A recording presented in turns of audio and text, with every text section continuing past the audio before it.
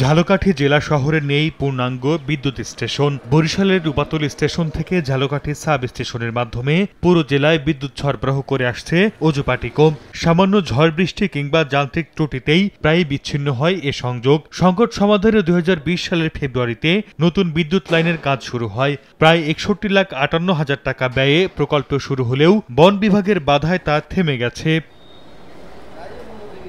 বন বিভাগ বলছে, ঝালকাঠি বরিশাল সড়কে 2014 সালে প্রায় 4,000 লাগানো গাছ এখনো পরিপক্ক হয়নি।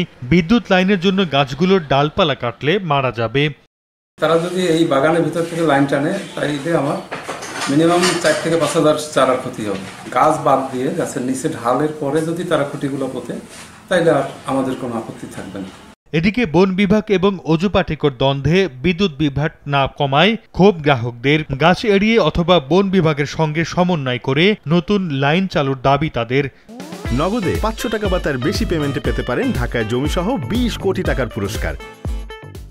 একটু ঝড়বন্যার আভাস পেলেই এই লাইনগুলো বন্ধ করে দেওয়া হয়। আমরা আসলে এই ঝামেলার থেকে পরিত্রাণ পেতে চাই। এই সমস্ত জায়গা দিয়ে লাইন গেছে, এগুলোকে একটা মাস্টার প্ল্যান করে মিনিমাম 2 সাইডে 5-10 ফিট জায়গার ভিতরে কোনো গাছ থাকতে পারবে না। তবে অজুপাটিকোর দাবি, গাছ এড়িয়ে রাস্তার নিচের ডোবা নালায় খুঁটি বসিয়ে সংযোগ দেয়া হলে মেরামত করা ঝুঁকিপূর্ণ ও সময় সাপেক্ষ হবে। তবে গাছপালাগুলোর সামান্য ডালপালা কেটে নতুন লাইন টানলে কোনো ক্ষতি হবে না। ডিসি অফিসের ব্যাপারে কথাবার্তা হয়েছে, তারাও একটা সম্মতি দিয়েছে।